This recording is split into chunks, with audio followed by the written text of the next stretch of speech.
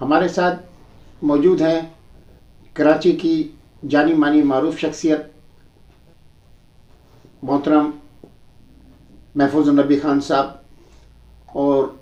ہم ان سے جانتے ہیں ان کے تاثرات کہ یہ جو گل پلازہ میں آتش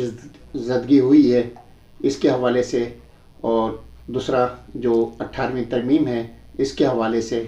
ان کے تاثرات کیا ہیں۔ تو محفوظ النبی صاحب، سب سے پہلے آپ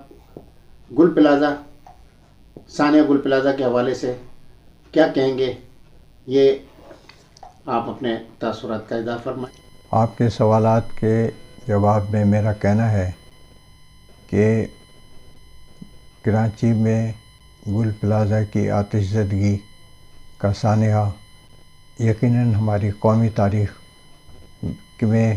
ان سانحات میں سر فہرست ہے کہ جس نے ہر دل کو رنجیدہ کر دیا ہے، اور جس کا احساس پورے ملک کے طول و عرض میں آپ کو نظر آتا ہے۔ اس سلسلے میں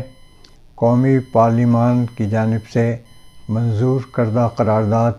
یقیناً خوش آئند ہے، لیکن کسی اعلیٰ سطحی اور بااعتماد انکوائری سے قبل یہ کہنا، اس پورے وقوعہ کو حادثہ کہنا یقیناً درست نہیں ہے۔ دوسرا سوال چونکہ 18ویں ترمیم سے متعلق ہے، اس پر میرا موقف یہ ہے کہ اس 18ویں ترمیم نے پاکستان کے وفاق کو ایک ایسے پرندے کی مانند کر دیا ہے جس پرندے کو اپنی پرواز کے لیے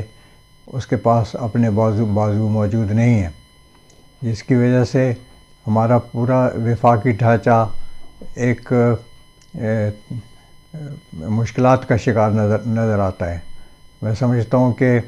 اس 18ویں ترمیم پر ایک ریویو کی، ایک نظر ثانی کی فوری ضرورت ہے، خواہ یہ نظر ثانی ہماری قومی پارلیمان کرے یا یہ اعلیٰ عدالتی سطح پر